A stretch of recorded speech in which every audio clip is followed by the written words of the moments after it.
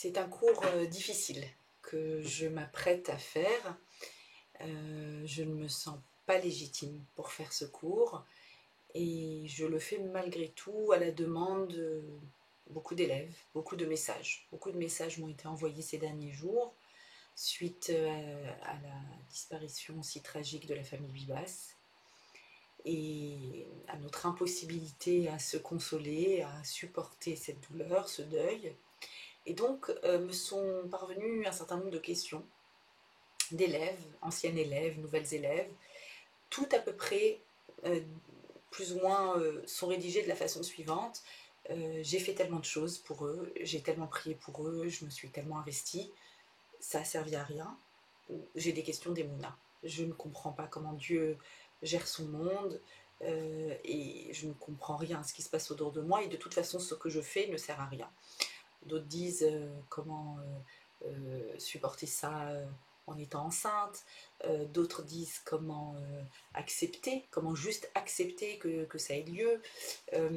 D'autres personnes considèrent que du coup ça ne sert à rien de faire des efforts et que du coup l'intervention de Dieu dans le monde n'est pas une intervention qui répond à une logique.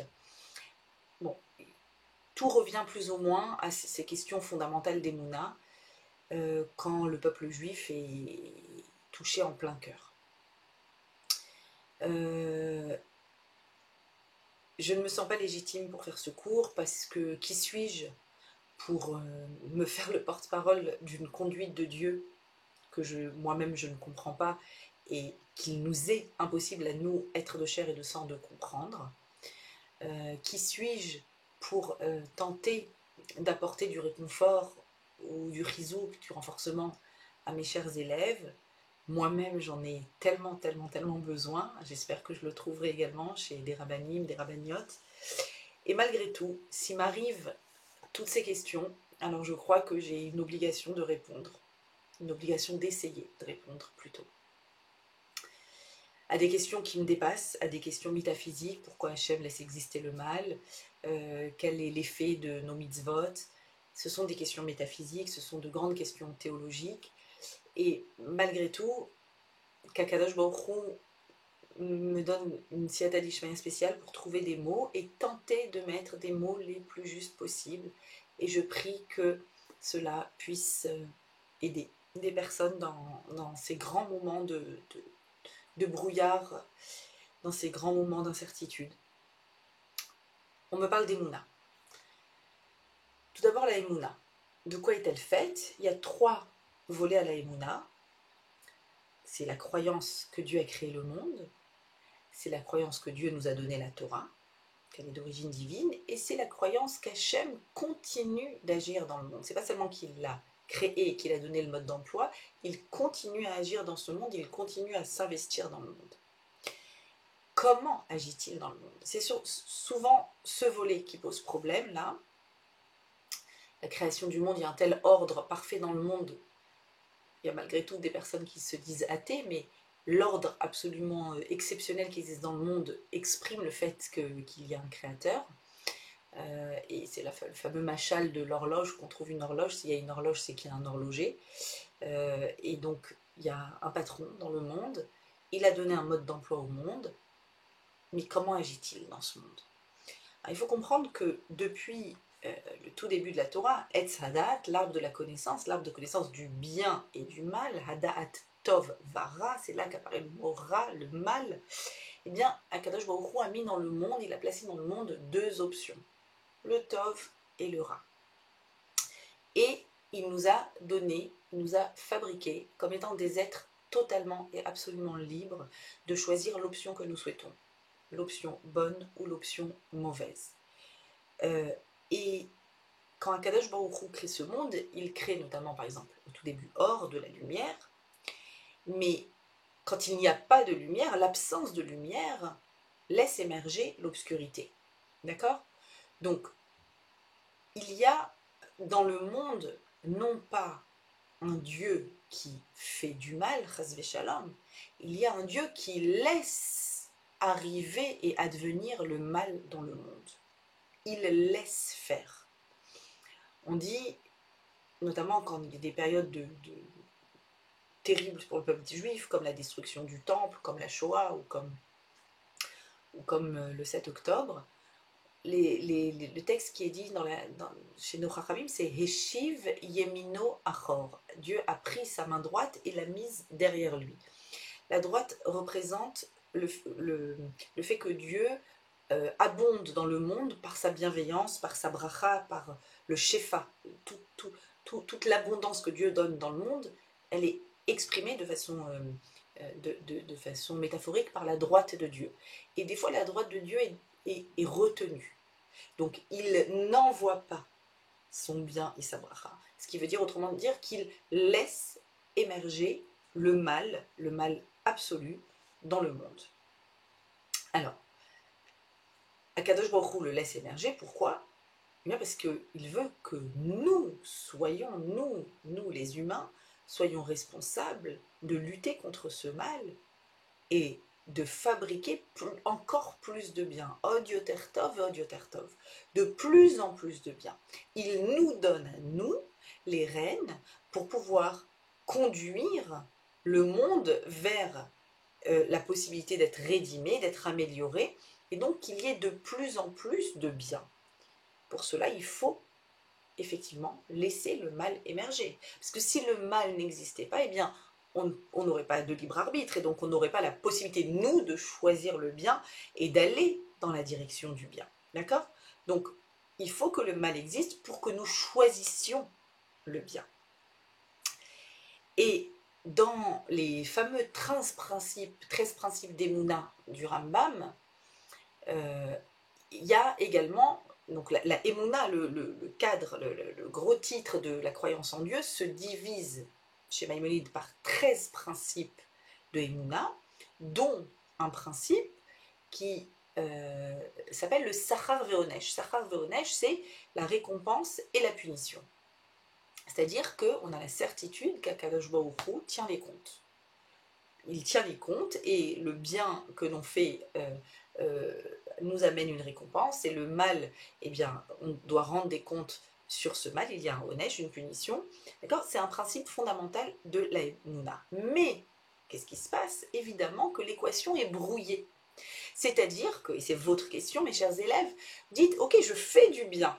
Je dois voir du bien si je fais du bien. Comment se fait-il que je fasse du bien et que le résultat n'est pas bien? En fait, on pose la question ici du Sachar Ve'onesh. Il devrait y avoir un rapport de cause à effet.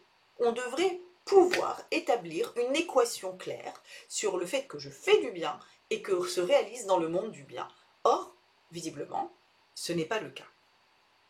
En fait, je crois que l'équation elle est brouillée évidemment, mais c'est surtout à l'échelle collective. J'ai une intuition qu'à l'échelle collective, c'est-à-dire quand il s'agit de la Géoula du peuple d'Israël, quand il s'agit de la souffrance et d'un deuil du peuple d'Israël, effectivement l'équation est brouillée. À l'échelle individuelle, personnelle, je pense, en tout cas on doit s'entraîner à ça, de voir qu'il y a... alors c'est également brouillé, c'est-à-dire qu'il n'y a pas une évidence. Et encore une fois, s'il y avait une évidence que je fais du bien, il ne m'arrive que du bien, eh bien, le monde entier n'aurait plus la réelle liberté, on n'aurait pas le libre arbitre de pouvoir choisir finalement la voie qui est la nôtre. Mais toutefois, je pense qu'à l'échelle individuelle, c'est plus facile, en tout cas, on a davantage les outils pour pouvoir comprendre, à minima, à l'échelle humaine, pouvoir comprendre qu'il y a une certaine logique. À l'échelle collective, il s'agit de la Géoula du peuple d'Israël. La Géoula du peuple d'Israël dit qu'on va d'un point A au point Z. D'accord?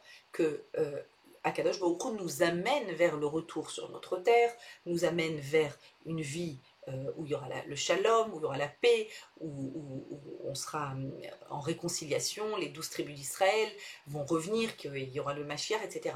Mais tout ça, c'est un processus. Il faut bien comprendre que c'est un processus, c'est pas en claquant des doigts, et que c'est un processus qui est effectivement douloureux, parce que c'est un processus d'apprentissage, d'accord? Donc, c'est la raison pour laquelle, dans ce long processus, il y a le principe d'Emouna qui est fondamental, parce que, étant donné que ce passage du point A au point Z est un passage dans lequel les équations ne sont pas claires On a une émouna qu'il y a Sachar ve'onesh, qu'il y a des causes et qu'il y a des conséquences et qu'Akadosh Baruch Hu tient les comptes. Mais c'est brouillé. Et c'est brouillé, donc ça nous laisse la liberté interprétative qui est la nôtre, bien évidemment. Et donc ça nous laisse aussi la possibilité, eh bien, d'avoir plus ou moins d'émouna et donc de travailler la émouna. La émouna, ce n'est pas un élément qui est statique, c'est un élément qui est dynamique. Et dans le mot émouna, vous entendez le mot émoun. Imoun, c'est quoi? C'est un entraînement. Littéralement, la émouna, c'est un entraînement. C'est-à-dire qu'il ne peut y avoir d'émouna que s'il y a un entraînement à la émouna. Et donc, pourquoi un entraînement? Parce que les choses ne sont pas claires. Parce que c'est vague, parce qu'on est dans le brouillard. Comme on est dans le brouillard, donc on a cette nécessité de s'entraîner encore et encore à l'émouna. Une des histoires les plus tragiques qu'on a dans le Talmud sur l'incompréhension de la conduite du monde, donc que l'on appelle tzaddik veralo, un tzaddik à qui il arrive quelque chose de mal, c'est l'histoire de la famille Bibas. Eh bien, dans le Talmud, on a ça, le représentant de cela, c'est Rabbi Akiva, le fameux Rabbi Akiva, le maître de la Torah orale. Rabbi Akiva va mourir sur un bûcher dans des conditions absolument atroces par les Romains, et ils vont lui infliger une véritable torture pour qu'il meure lentement. Et ses élèves sont à côté et ils voient cette torture et les élèves disent Atkan, Rabbi Akiva, Atkan quoi, jusque-là, c'est possible une telle incompréhension de la conduite d'Hachem du monde. Et Rabbi Akiva de répondre, toute ma vie, quand je faisais le schéma Israël, je me disais, on dit Ve'afta et Hachem Elokecha bechol nafshecha, de toute ton âme, c'est-à-dire jusque-là, je me disais, quand est-ce que je pourrais aimer Hachem de toute mon âme? Voilà, maintenant c'est fait. Et c'est en disant ces mots-là qu'il a rendu son âme à son créateur au moment de la Neila de Kippour. Et en fait, dans Rabbi Akiva, ce qu'il veut nous dire, c'est que maintenant, il a le résultat d'une vie de Emouna. Sa vie de Emouna l'a conduit à être capable, on observe, c'est écrit dans le Talmud, je ne sais même pas combien ça peut faire sens pour nous, mais on comprend ici que Rabbi Akiva voulait nous dire, il y a des conduites qu'on ne comprend pas sur Terre, et Maïmouna, mon entraînement, me permet à moi d'appréhender, d'une certaine façon, d'appréhender cette conduite. Là, il faut bien comprendre que quand on a la tête dedans, quand on est envahi, on ne peut pas appréhender cette conduite-là. C'est-à-dire qu'on n'a pas le recul nécessaire. On est encore dans le 7 octobre. Le 7 octobre n'est pas du tout terminé.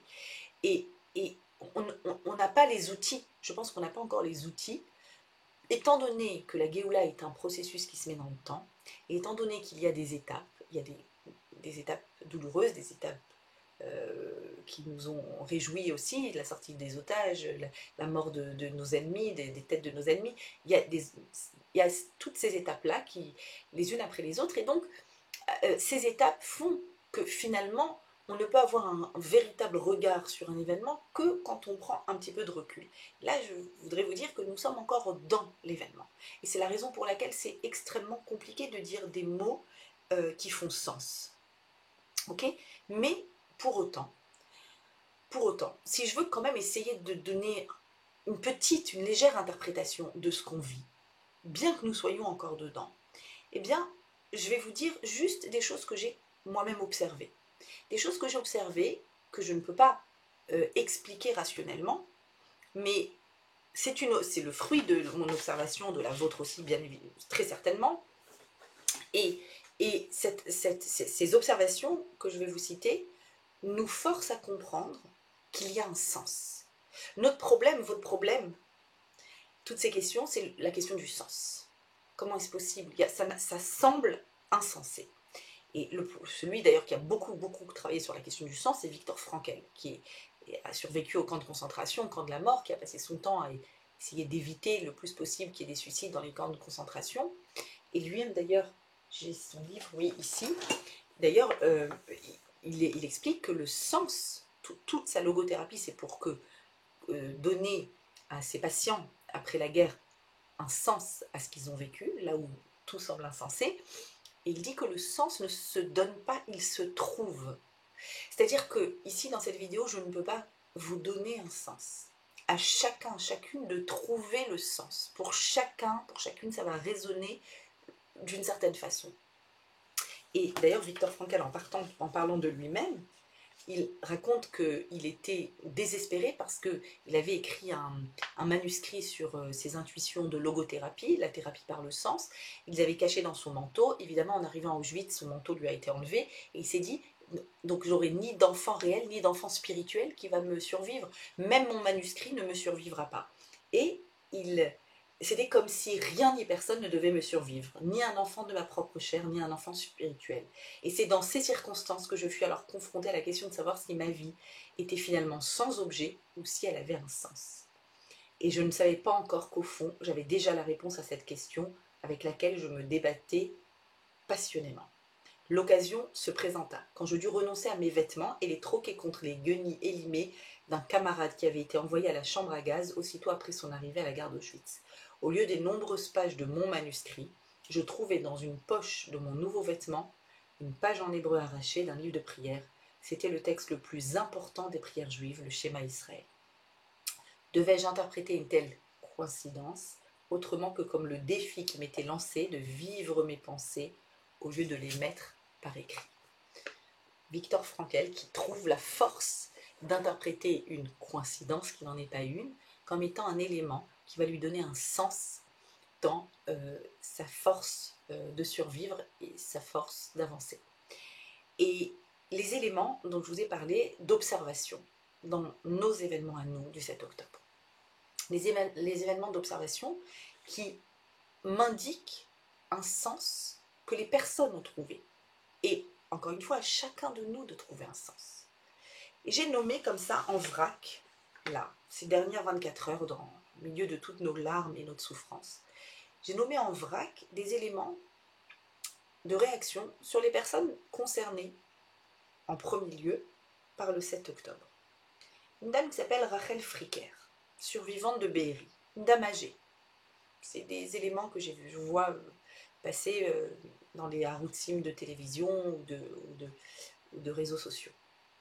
Elle dit que ce qu'elle fait, ce qu'elle a fait le jour même à Be'eri, c'est de lire beaucoup de Teilim. Donc il s'agit a priori d'une population laïque, vous le savez, de gauche, pacifiste.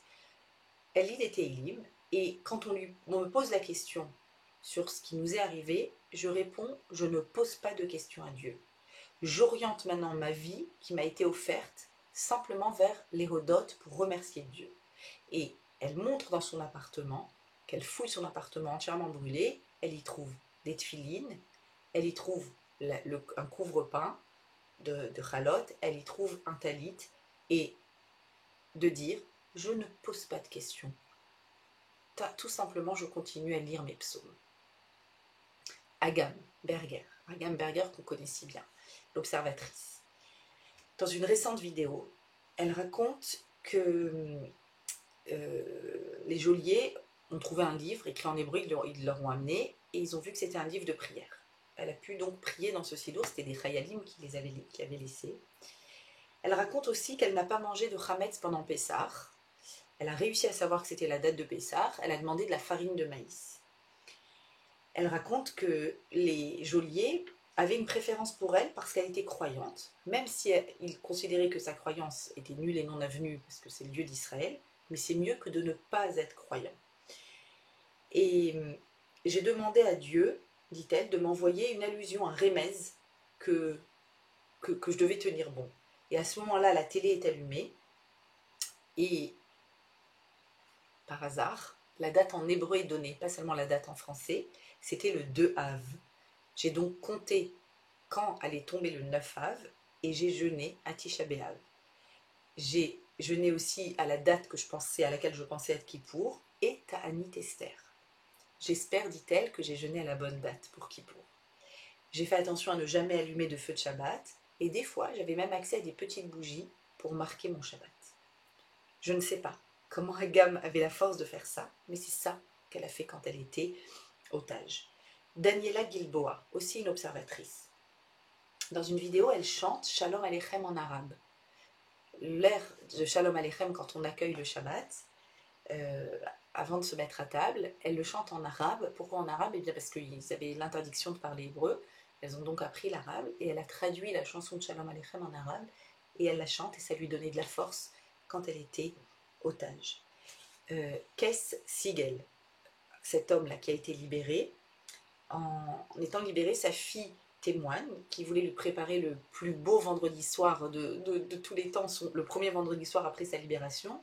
Qu'est-ce que tu veux, papa? Qu'est-ce qu'on te prépare? Je veux une kippa et un verre de kidouche. Eli Sharabi, aussi un homme qui a été libéré, raconte que pendant qu'il était otage a fait kidouche et qu'il disait le schéma tous les jours.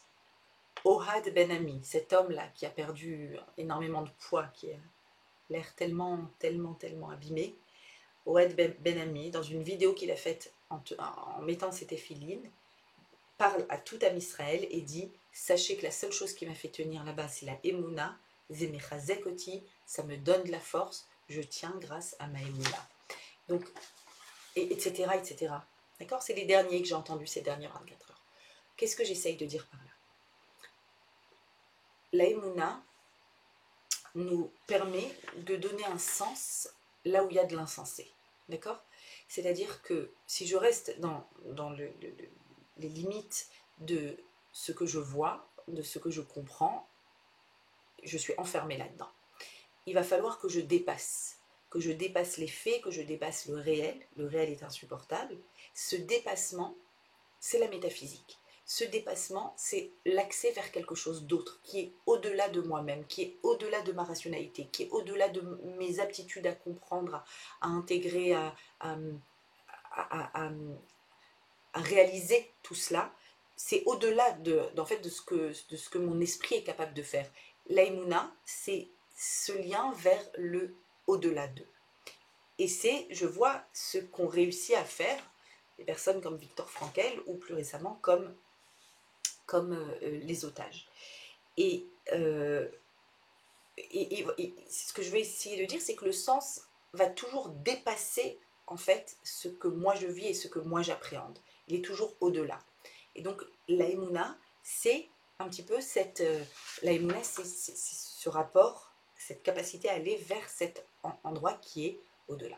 Ok. Mais il n'en reste pas moins, et c'est le sens de vos questions et de nos questions, qu'il y a ce doute. Il y a ce doute qui plane. J'ai fait et ça n'a pas marché. Je me suis renforcée. Est-ce que ça a un sens? Est-ce que quelqu'un voit tous les efforts que je fais? Combien j'ai d'élèves qui me disent je me suis mise à faire Shabbat, j'ai mis une robe, je me couvre la tête le vendredi soir, je fais attention aux lois de la médisance. Des choses extraordinaires, des attitudes merveilleuses, un réveil identitaire hors norme. Et il y a un doute. Alors, il faut bien comprendre que le doute, c'est quoi? Le doute, c'est le produit du Yetzer Hara. C'est pas le produit de notre intellect. Le produit de notre intellect, c'est la question. Et la question est toujours légitime. Vous avez des questions, j'ai des questions. On a des questions. On a dit qu'il n'y a pas d'équation claire sur la conduite du monde. Hachem a mis des lois dans ce monde, elles avancent clairement. Il a laissé émerger le mal dans ce monde pour que nous soyons libres de produire du bien. Ce mal produit des choses qui font qu'on a des questions énormes. La Gemara dans Chagiga dit, bien sûr que quelqu'un peut mourir alors que Dieu n'a pas décrété que cette personne meure. Quoi, alors Dieu ne peut pas tout? Dieu a donné aux humains le libre arbitre. Donc il a laissé les humains tuer quelqu'un qui ne devait pas mourir. Est-ce que ces enfants ont fait quelque chose? Ils n'ont rien fait, ces enfants. C'est la pureté absolue. Cette famille, c'est la pureté absolue. Et pourtant, la Gemara dans Chagiga nous dit qu'on va, dans notre vie, devoir faire face à ce mal absolu. Il va falloir supporter ces images insoutenables. On a des questions. Mais des questions, ça ne doivent pas être un doute. Ça ne doit pas mettre en nous un doute. Ça doit rester sous la forme de questions. Le doute en hébreu se dit safek. Et la valeur numérique du mot doute, c'est la même valeur numérique que le mot Amalek. Amalek, c'est ce peuple-là dans les nations qui nous haït sans raison. Quand il y a des haines entre des civilisations, c'est soit problème territorial, soit problème de pouvoir, soit problème de religion. Amalek nous haït pour ce que l'on représente, sans raison. C'est un concept, Amalek. Amalek est décrit dans la Torah, dans le verset Reshit Goyim Amalek. Le premier des peuples, des non-juifs, c'est Amalek. Les premières lettres forment le mot Rega. Rega, c'est un instant. Attends, un instant.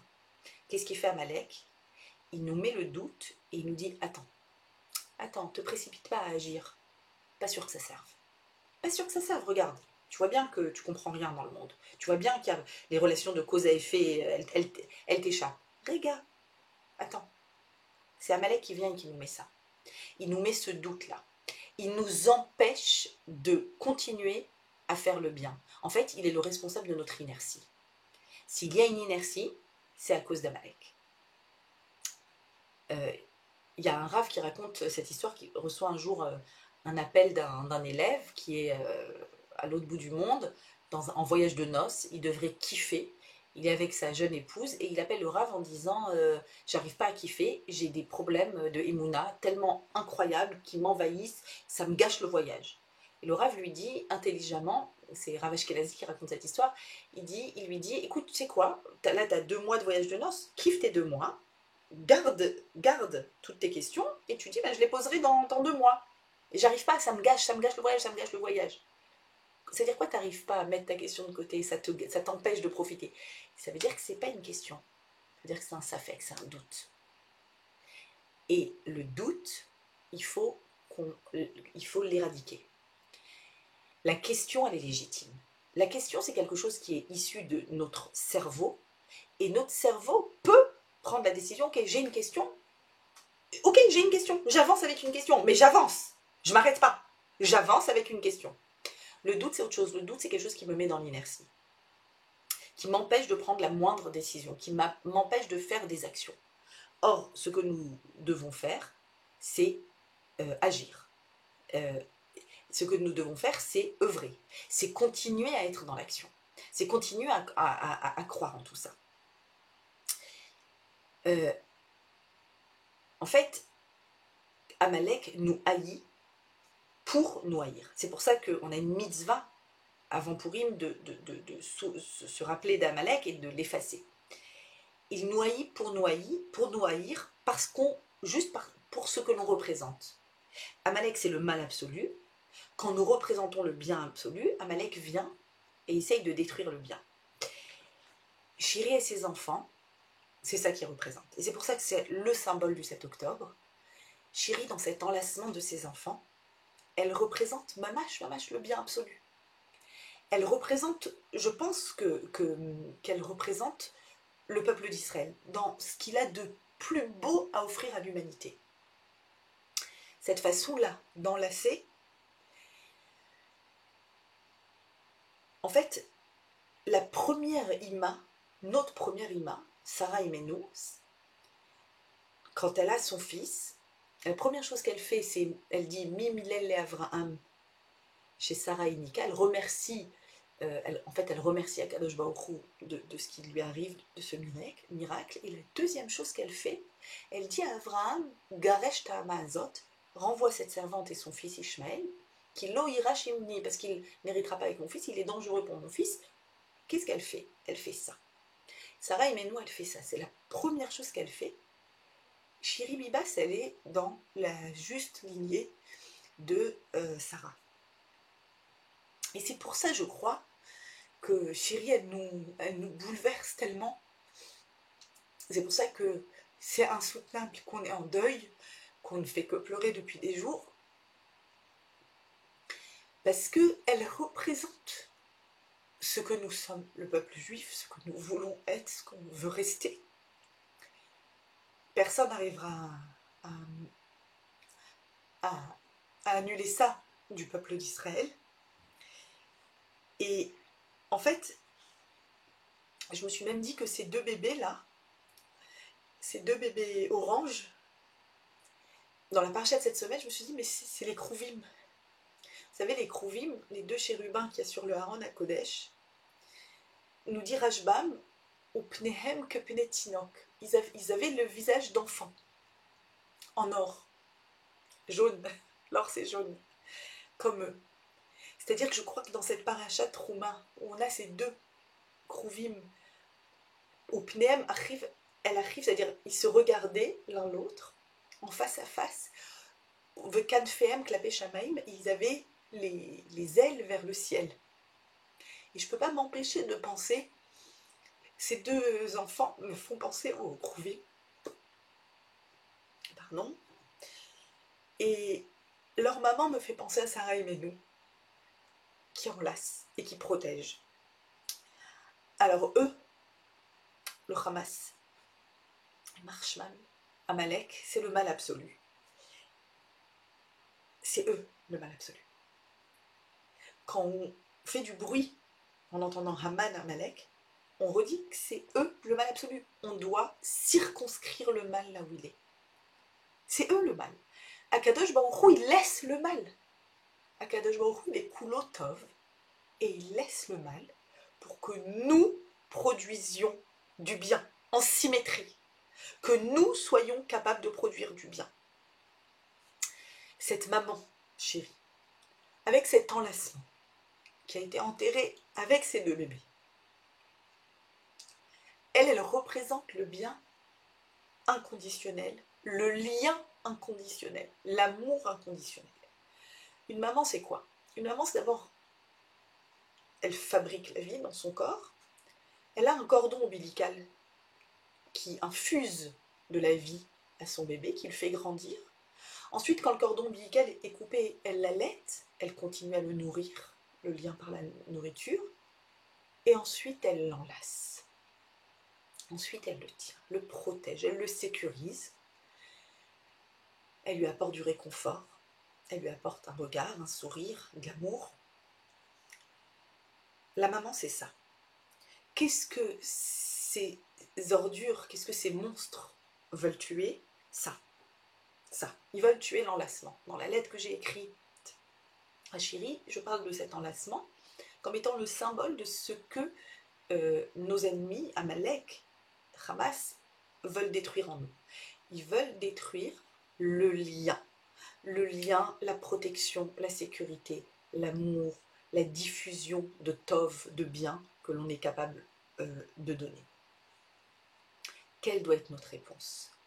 Quelle est notre réponse puisqu'Akadosh Baruch Hu laisse le mal exister, puisqu'on ne voit pas clairement les équations de la conduite du monde? Alors, quelle doit être notre réponse malgré tout? Je cherche toujours dans la paracha. Notre paracha, c'est Teruma. Teruma veut dire la contribution, le don volontaire. C'est pas un don obligé. Chacun, Asher Idvenu Libo, chacun donne ce qu'il veut donner. Moi, ce que je veux garder très fortement en moi, comme image de... Donc, Chéri et ses enfants sont le symbole du 7 octobre. Et ce que je veux garder comme image de réponse, c'est les images qu'on a vues du peuple juif, qui est là dans la rue, et qui est présent, et qui donne de sa présence, de son amour, de ses prières, un don permanent, qui ne s'arrête pas d'ailleurs depuis le 8 octobre.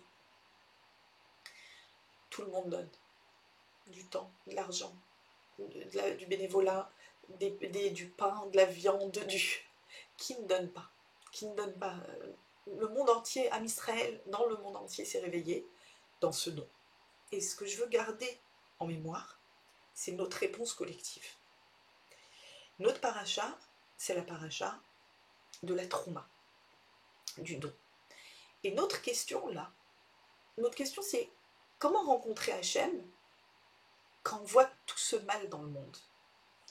La paracha de Trouma, juste après le nom de la Torah, il y a 5 parachiotes qui vont parler du Mishkan, des centaines de versets. Cette paracha s'occupe de cette question. Comment rencontrer Hachem dans ce monde? C'est ça la question.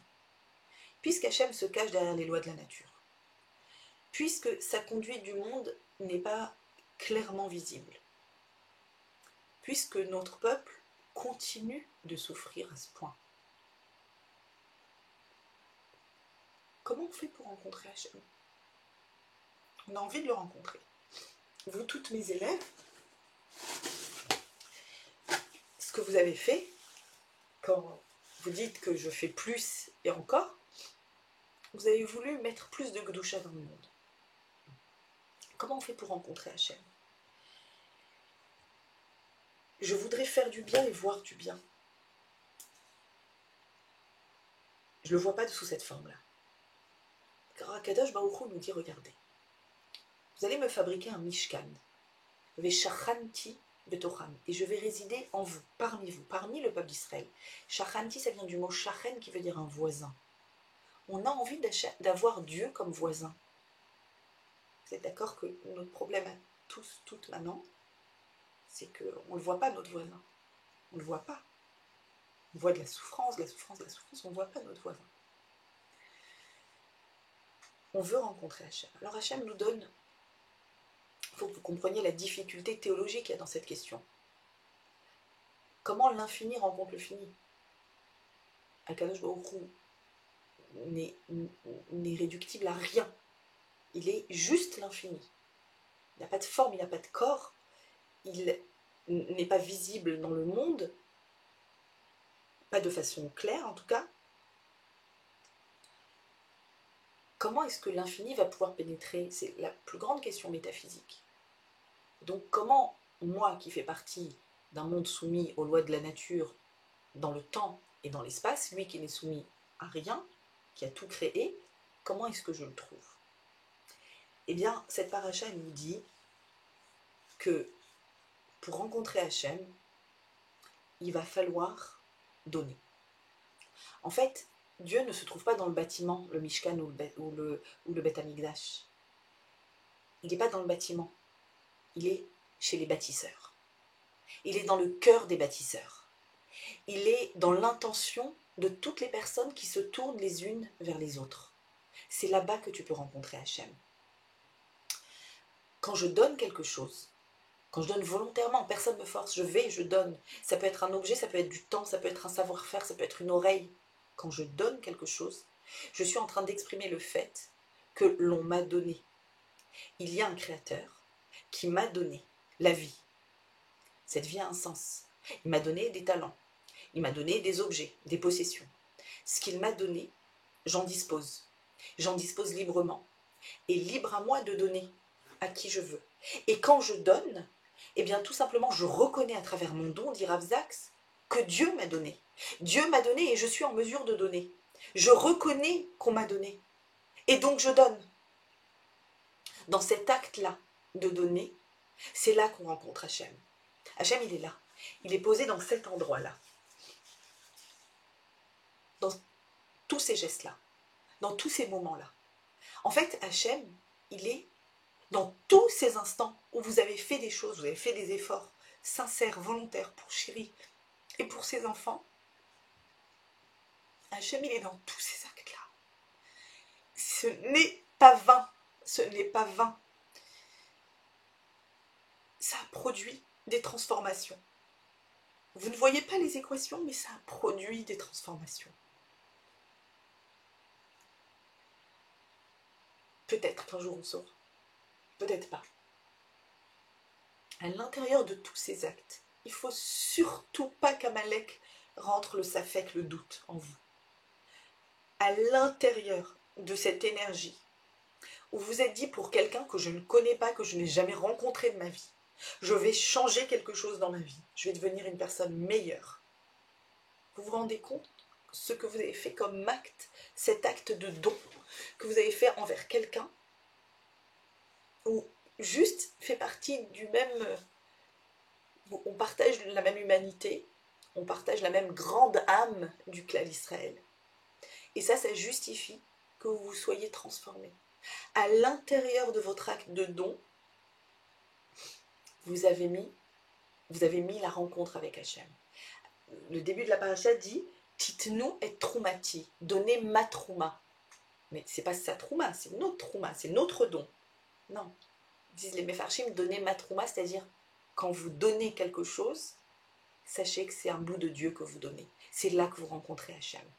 La rencontre avec le transcendant se fait précisément dans cet endroit-là.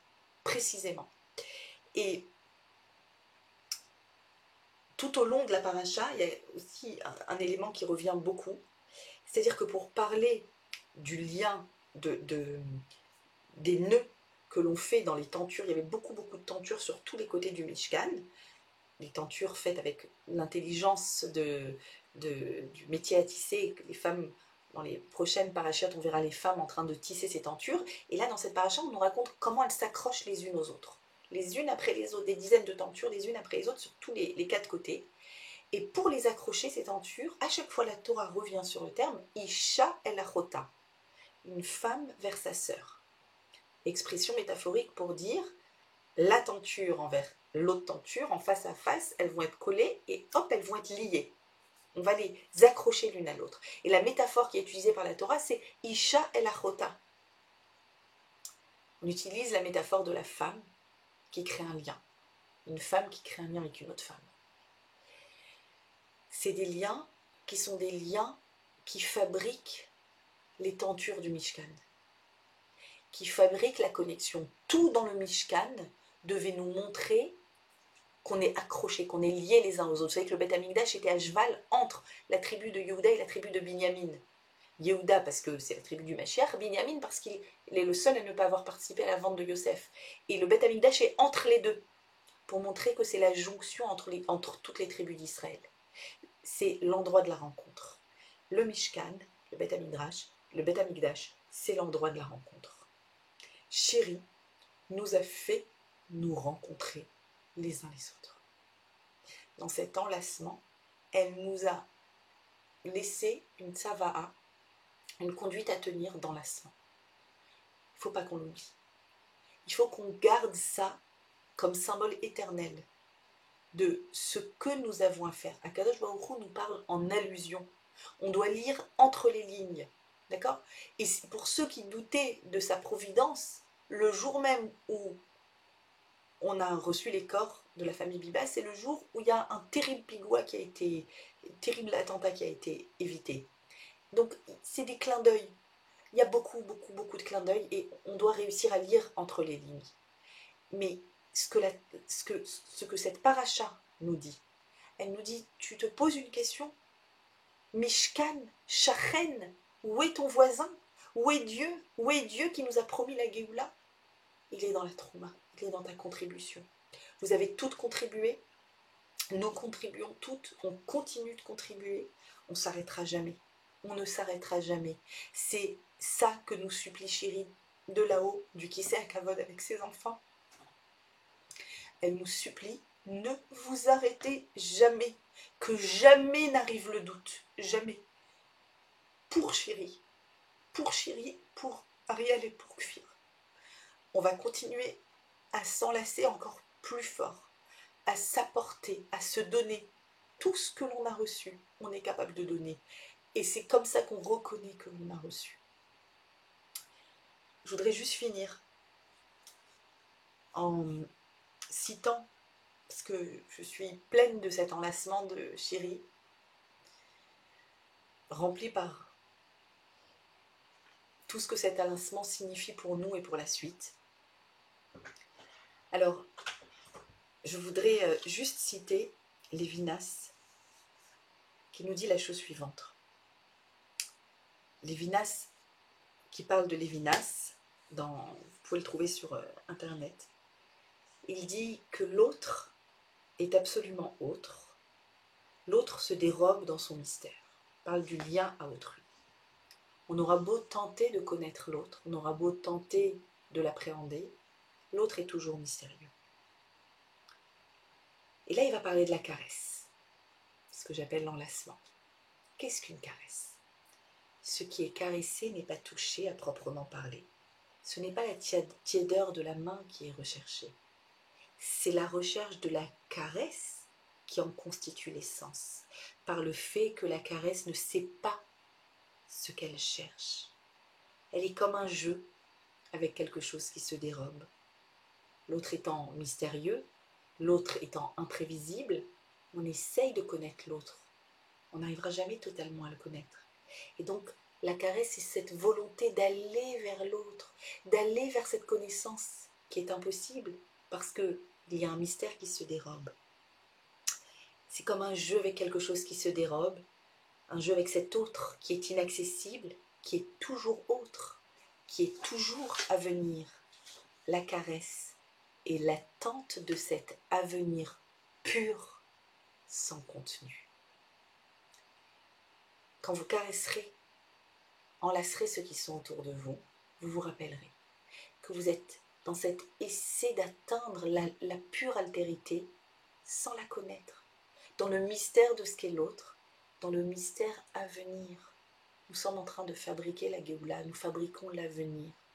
L'avenir est pur et sans contenu, en s'enlaçant, en se tenant les uns les autres, en étant dans cette recherche-là, cette recherche de l'autre, cette recherche du mystère de cet autre qui porte en lui une étincelle divine.